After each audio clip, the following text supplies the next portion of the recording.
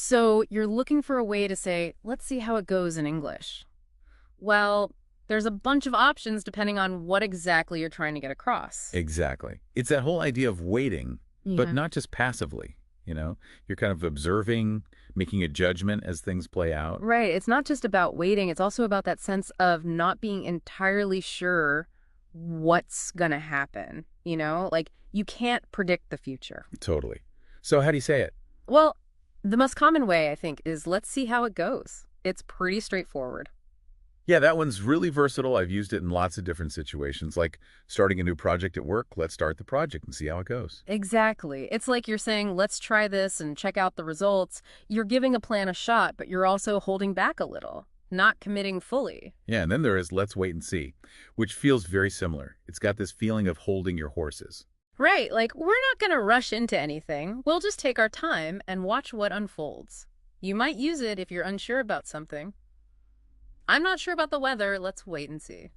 I see. So wait and see is more about observing a situation develop over time and not jumping the gun. Exactly. Now, play it by ear. That's another good one, right? Yeah, I love that one.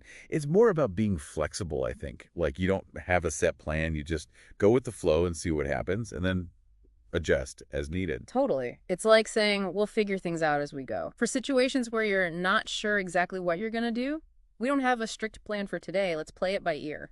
So that brings in the element of adaptability.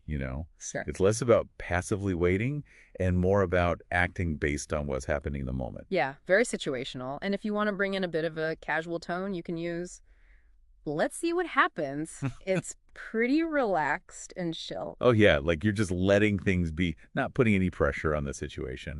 And then there's also, let's keep an eye on it, or let's it monitor the situation. Ah, that's more proactive, right? Like you're saying, we're watching closely and taking action if we need to. Precisely.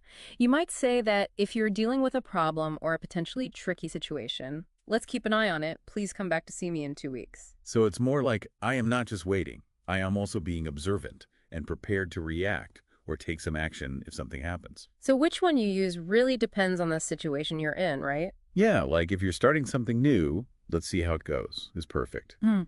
And if you're not sure about something, wait and see is more appropriate. And play it by ear when you need flexibility. And if you're monitoring something, use a let's keep an eye on it. Right on. Each phrase has a slightly different tone, but they all convey that sense of watchful waiting and of being ready to adapt. Exactly. There's no one single phrase you can use to convey, let's see how it goes in English. No. It all depends on what you want to emphasize and the context.